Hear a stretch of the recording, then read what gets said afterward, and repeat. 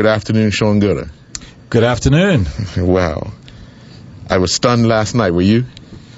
Yes, I was a little taken back. It was a little overwhelming. Right.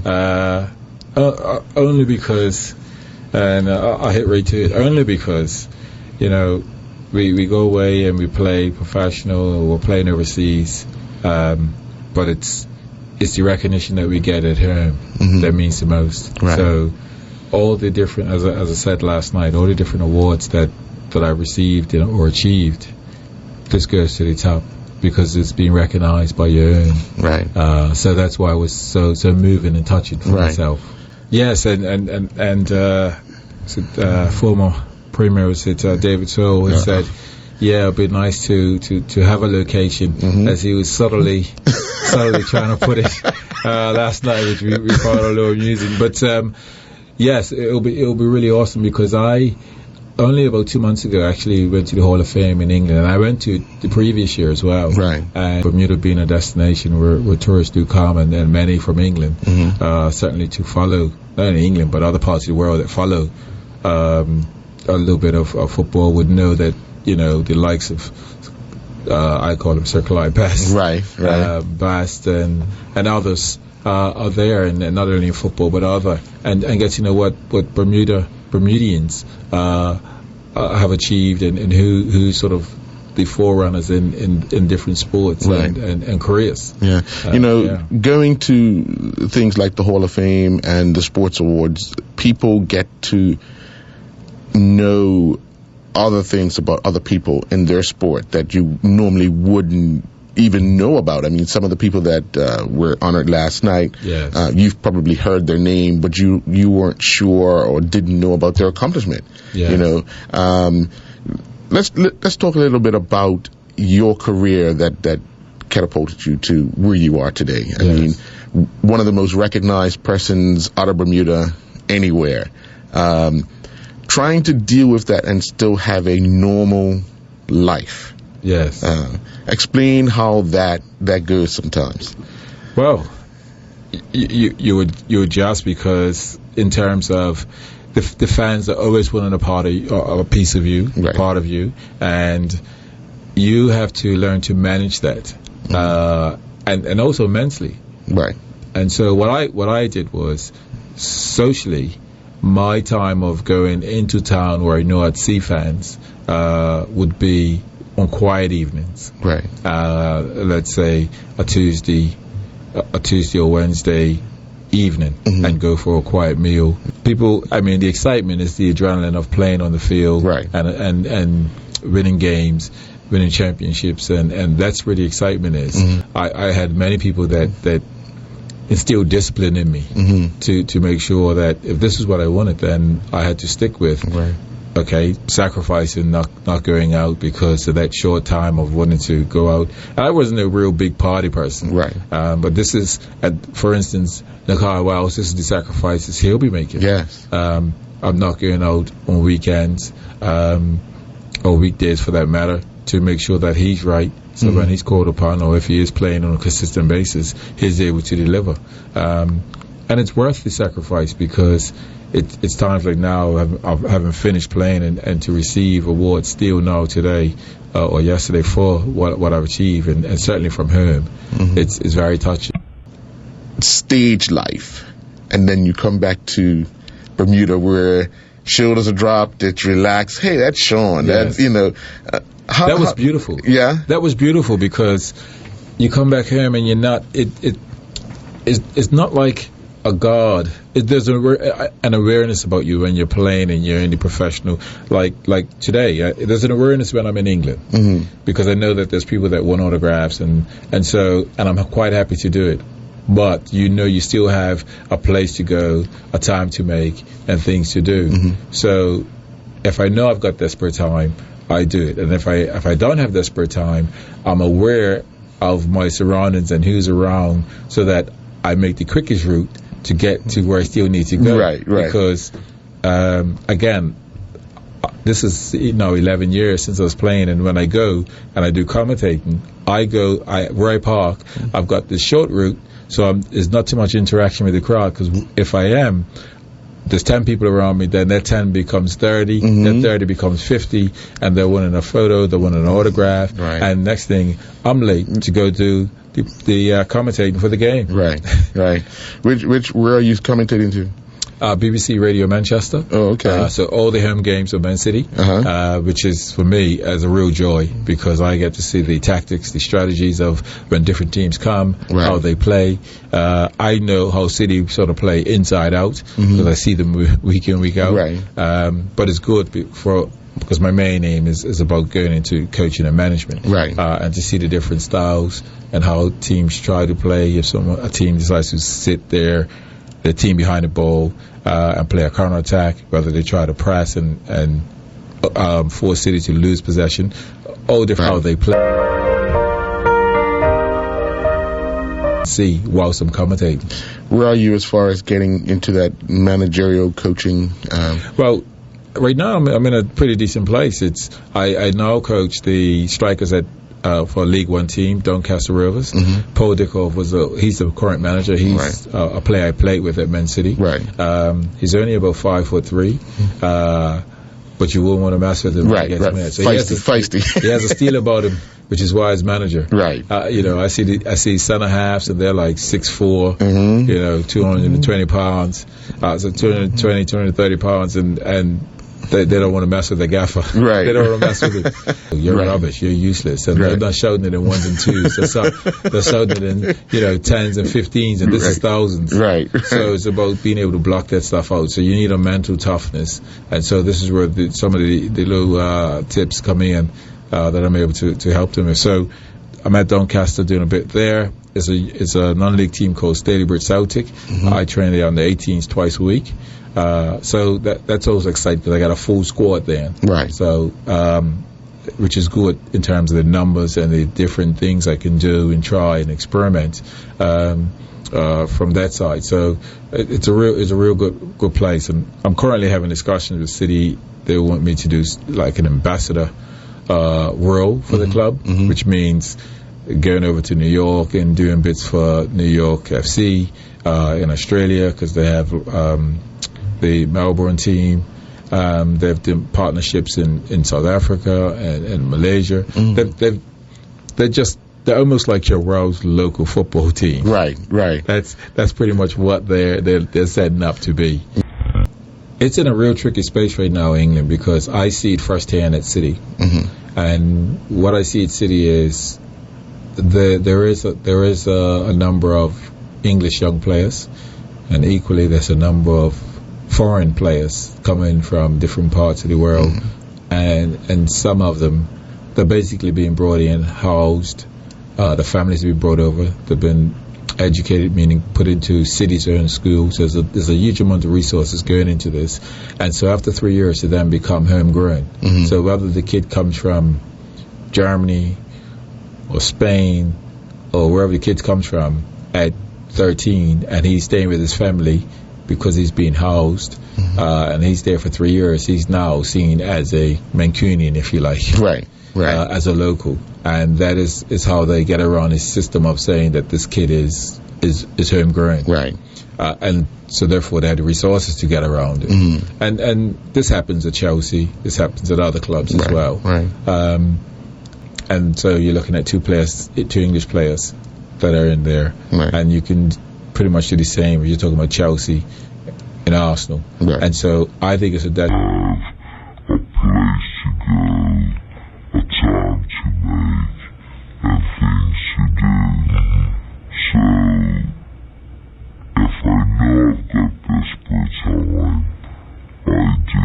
And if I don't have desperate time, I'm aware of my surroundings. So I think this is detriment to England, and why England fall a bit short, because these players need to play week in, week out in the Premiership. And then, in all honesty, James Milner has picked up his number. I see. This is, 11 years since I was playing, and when I go and I do commentating, where I park, I've got this short route, so it's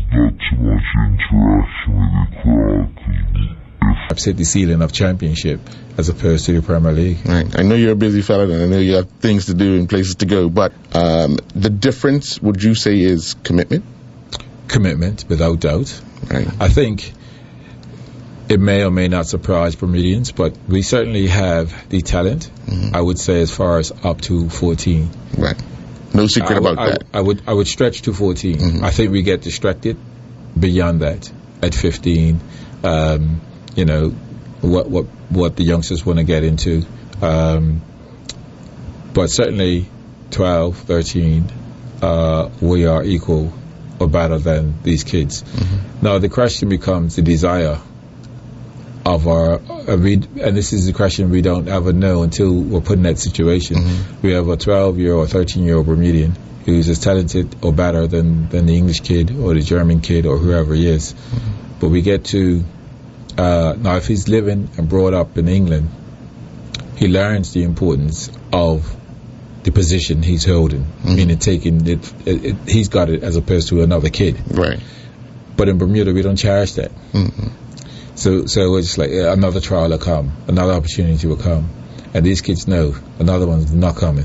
I'm keeping this. I'm working hard for this. I appreciate this, and I'm making sure this is mine. So they show that by their endeavor, in their work ethic, in their training, in their desire to make sure they go on to do well.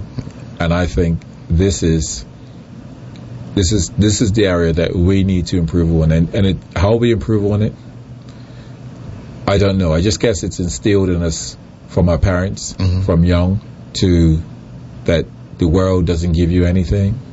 You've got to go out there and earn it. Right. And when it comes your way, to not abuse the fact that if it came to you luckily, then accept it and grab it by both hands. Right. Because you're fortunate to be in that place that it came to you for free. Right. You know, it's almost like a sacrifice that has to be made by a family as well. Wouldn't you say that? Because if you see talent, 9 times out of 10, the earlier you get the talent off the island and into that environment, the bigger chance you have of having that youngster actually make it to the next level. I'm not saying make it professionally, but make it to the next level. But making the sacrifice, sometimes the parents don't want to let go, but they want that dream. Yeah, I've seen both sides. I know parents that actually want it for the kid, and they're trying to figure out ways and how to get their kid over there because they feel and believe that their kid can. So it happens both ways. Certainly.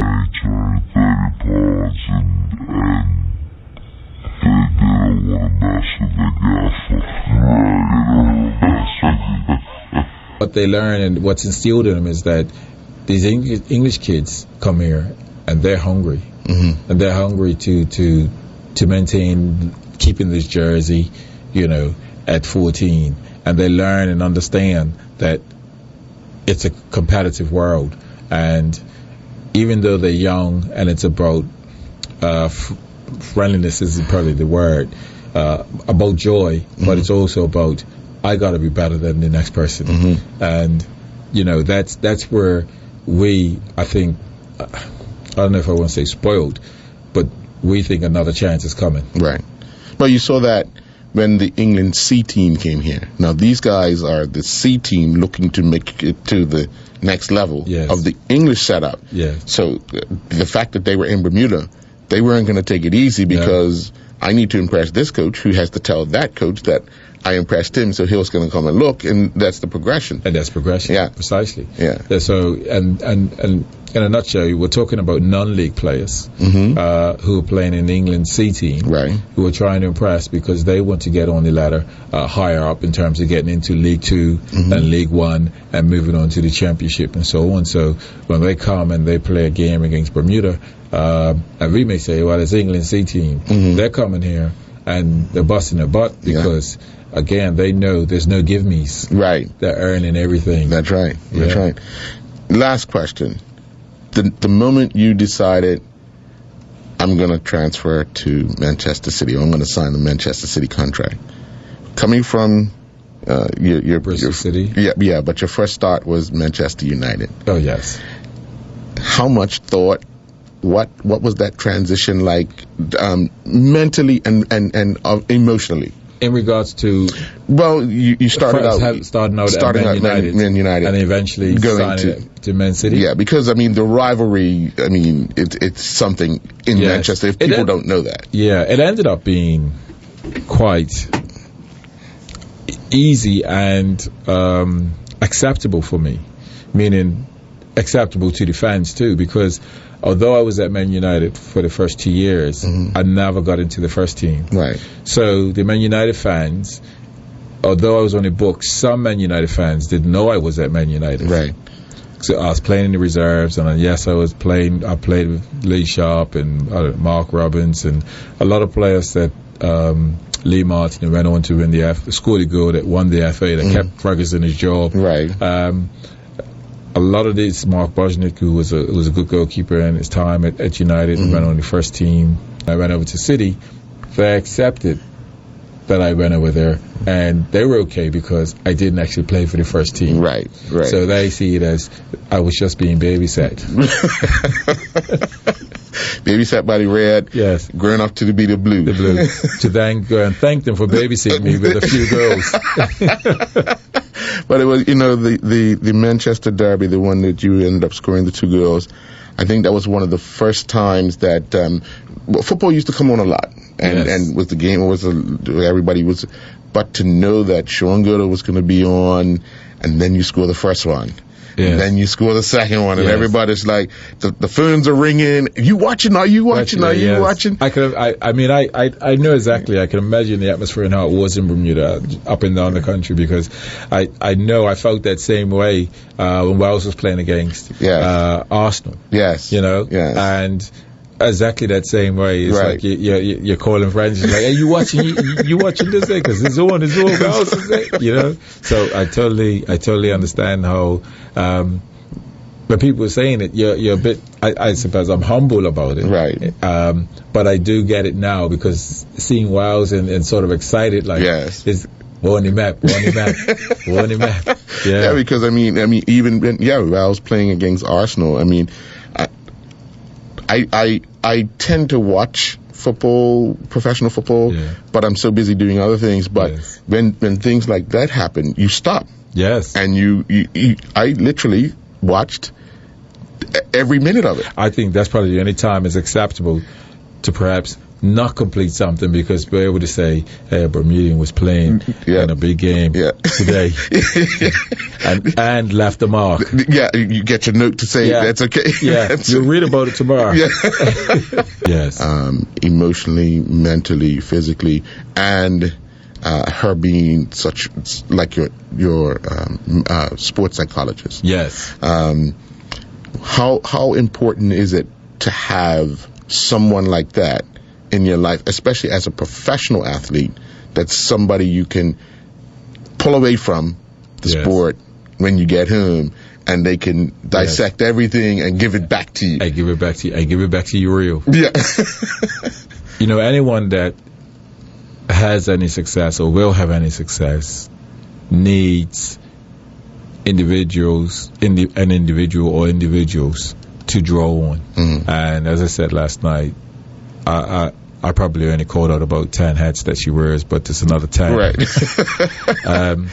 But again, from the psychological part, she was my rock, because, as I was saying, I remember playing this game against Middlesbrough on Sky, and I came off the game and I had no impact on the game, and she just saw me as like a normal performance. Like, you could have ran harder for that ball, you could have done better in that situation, you made the wrong choice in that situation. So not only physically but intellectually as a player, I was just so subpar to what I wanted for myself, and so she just ran the riot act on me. It's like, this ain't no dress rehearsal, right? You're here to do a thing and get yourself.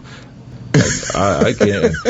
I had a long think about it. I was like, was I that bad? But she knew me inside out, right? From North Village days all the way through. So she knew what I was capable of, and that I was within myself, could have given more. So she had many hats, and for me, I had to share that praise Right.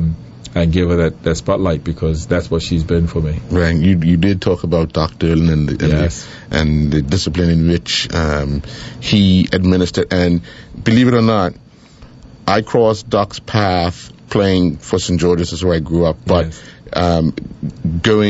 Playing North Village as a youngster and hearing Doc on the side, I sat down beside him one day and I said, "Why are you so hard?" He's a young man, let me tell you something. And he talked to me for about an hour. Yes. And when he finished with me, I said, "Okay, sir, Okay. everything straight." So, but understanding that he had your best interest at heart. Yeah, and yes, I got it at him. Mm-hmm. And as I was saying, it was Harold Doc Durden, the village family, if you like, Bernice Bascom, and I used to stay down in Bascom's house. Right. And all of them had these disciplines that were, I had to do this. Right. And there were no getting out of it. No. And the football, the professional life is that way. You have to have a discipline. It's times in simple terms, I'm a striker, and the coach says, you're going to play left wing. And you're going to play left wing for the next 2 months. And you may want to spit your dummy out, but you got to do it. Right. So, and this is where you talk about a discipline. And you can't say, well, I'm not playing. Right. Because you won't be playing no more. No more. Well, and it's a business. It's a business. Yes. Yeah, and that's what I try to explain to a lot of people about professional sports. Not just football, but professional sports. Yes. This gentleman or lady in that profession, they go to work. Yeah. You might just watch it on the weekend. You might just watch it when they play. But they have to go to work. They have to make the time. Yes. They have to do what the manager or the coach is telling them to do. And if you don't do it, it's almost like when you're going to a regular job. Yeah. Get fired. Yeah. That's it. A discipline warning. And that'll come verbal. Right. But after the verbal, you no longer have a parking spot in the... Yeah. You get a subtle suspension. And that subtle suspension is you see yourself not on the team sheet. You ain't playing for months. Right. Yeah. So... And it's the same protocol in the normal working environment in the professional. Right. Yes. Well, again, thank you very much, Shaun, for coming on and having pleasure. a chat with me about the Hall of Fame. Hall of Famer. Yes. Shaun Gooder. It's so proud. It's a proud moment in my life to achieve that and to be in the same era. In the same, mentioned in the same as the Clyde Bass. And the many other names. Right. It's just a brilliant feeling. Right. How's the family? They're all good. Yeah. It's a pity they couldn't be here. Right. But they're enjoying things in England as well. Rather cold enough yet for you? It's too cold. I keep telling them that Bermuda is raining, is miserable. Right. I'm not trying to tell them it's good weather. Because all they keep saying is, don't tell me about it. The girls, yes. But it was good you got a chance to see North Village pick up a win. I yesterday? did. Yes. They were playing Dennytown. I saw that. So they've put to rest now so many games not scoring. Right. And I think they're going to get a few more wins now and get that run of wins that would normally used to seeing Village. Well, I mean, we often forget that sometimes you have to take 2 steps back to move forward.